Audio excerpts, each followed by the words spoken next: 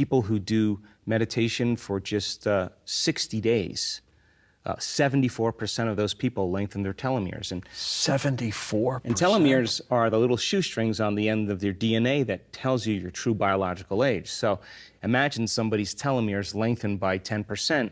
They get 10% of their life back. Yeah.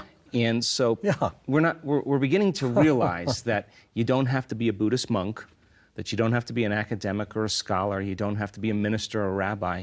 The common people around the world are doing the uncommon. And I now know that if you give people sound scientific information and they begin to learn it, every time you learn something new, you make new connections in your brain. That's what learning is. Absolutely.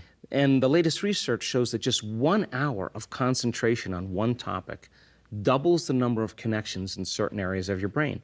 So, but if you don't review that information, you don't repeat it, you don't think about it, those circuits prune apart within hours or days. So they fade away. Right. So if learning is making new synaptic connections, then remembering is maintaining and sustaining them. So what's the relevance? Well, if you get a community of people together in a room and you deliver the proper information, and then you tell them to turn to the person next to them and explain what they're learning, once they start engaging the other person and they start thinking about it and talking about it, they're causing their brain to fire in new sequences and new patterns and new combinations. And whenever you make your brain work differently, you're changing your mind, because mind is the brain in action. So if you keep reminding them of what they're learning, in time they begin to install the neurological hardware in their brain. I love it. In preparation for the experience. Now, if you set up the conditions in the environment and you give them the proper instruction, a certain That's important. That's important. They have to get their behaviors to match their intentions, just like any skill. Get their actions equal to their thoughts, get their mind and body working together. When they do, they are going to have a new experience, and it's going to change them. And experience enriches the circuits in their brain philosophically, and then all of a sudden, the end product of an experience is an emotion. And the moment you feel more whole, the moment you feel more unlimited, the moment you feel more worthy, the moment you feel that emotion, now you're teaching your body chemically to understand what your mind is intellectually understood. So we can say knowledge is for the mind, but experience is for the body. And in that moment, moment, work together. They're embodying the truth. Mind and body are now working together. And the end product of that is we begin to change our genetic expression. So here's the point.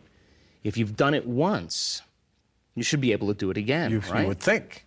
So as you begin to repeat the experience over and over again, you're going to neurochemically condition your mind and body to begin to work as one. And when you've done something so many times that your body now knows how to do it as well as your mind, now it's innate in you. It's second nature. It's who you are. It's automatic. It's effortless.